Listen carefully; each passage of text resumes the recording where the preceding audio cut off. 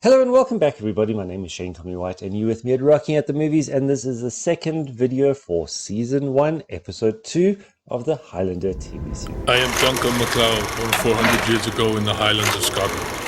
I am immortal, and I am not alone. For centuries we have waited for the time of the gathering.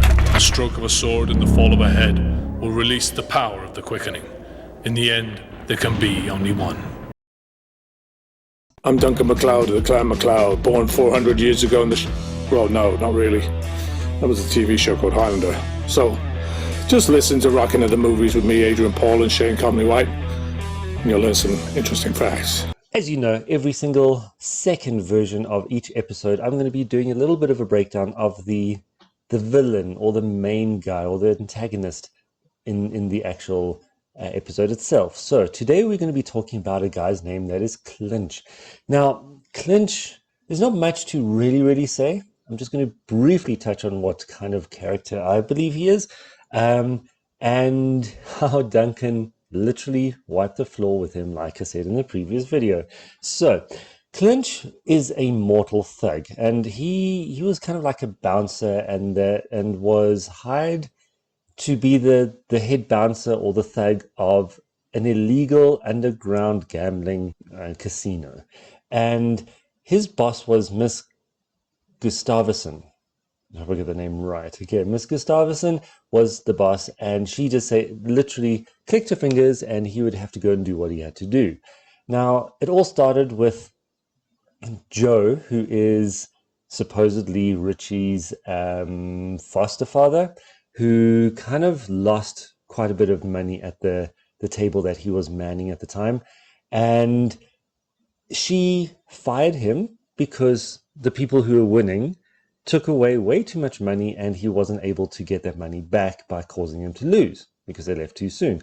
So she thought that he was a little bit of in cahoots with this guy and trying to get some money out of the casino. Anyway, so she gets this guy Clinch to go and threaten him and warn him, and he gives him 5 days to get this money back for their boss, because obviously they both work for her or worked for her.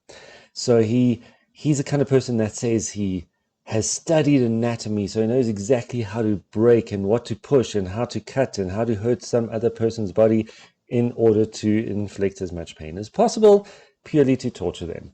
So the one thing that he does do is he gives Joe 5 days, and he takes his hand with so much drama and everything, and he counts 1, 2, 3, and he gets down to the 5th day, and he breaks that finger and causes a lot of pain for Joe, obviously.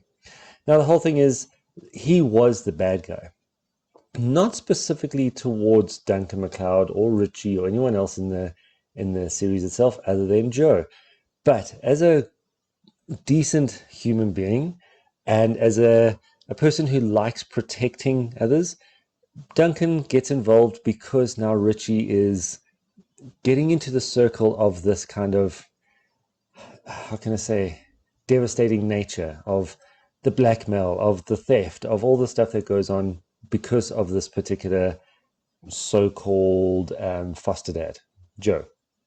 And by default, he's going to be in the same circles with Clinch. So Duncan kind of steps in, but he's forced to actually defend everybody, which is Joe as well as Richie, and take on this Clinch guy. But he seems to read him quite well, and he realizes that he is literally like just a thug. If I can say it any other way, he's just a thug. So he's like a strong arms dealer, and he thought he was quite a tough guy. But in 2 situations in the actual episode, he comes across Duncan. Now, keep in mind, Duncan has had 400 years of mortal combat. Okay, martial arts experience, sword experience, firearm experience, war. He's been through years and years and years. So I think he has a thing or two ahead or above this Clinch guy when it comes to the fighting element and the way to actually deal with the situation. So he does. The first one, he takes him out quite quickly and quite easily. And then towards the end of the episode, they get to the actual casino, and this guy Clinch he's had it. He's now going to really take on Duncan MacLeod. And he almost reaches for his gun, and Duncan literally takes him down to the floor and breaks his arm and wipes the floor with him, purely to save Joe, get his priceless mask or golden mask back that was stolen. And if you do watch the movie or the episode, you'll see exactly what I mean there, because I didn't touch on that in the previous video. So go watch the movie. And he then makes sure that everybody walks out there safely. And guess what happens? He gets fired because his boss realizes that he's actually useless and there's someone else better than him. So there's a saying, you're only as good as your last mistake. He made 2, so he's definitely not that good. But he was quite shocked because he didn't understand how Duncan knew all the stuff. And the best part about that is he asked Duncan, what was that? Where did you learn that? And Duncan goes, from the guys who invented it. Now imagine being able to go back in time and learn a martial art from the actual creators of the people that designed each and every single technique, every single move, every single test, and be able to learn from them directly. Yes, it's been adapted, improved, either watered down or actually made better nowadays. However, it still must be the most amazing thing to be able to go back to those individuals. All right, everybody, no more waffling on, because I can definitely do that for much too long. So don't forget, like, subscribe, notification bell, and in the comments below, I'd like to ask you a question, if you don't mind. Do you think that this guy, Clinch, was a pushover? Do you think he really had any skills?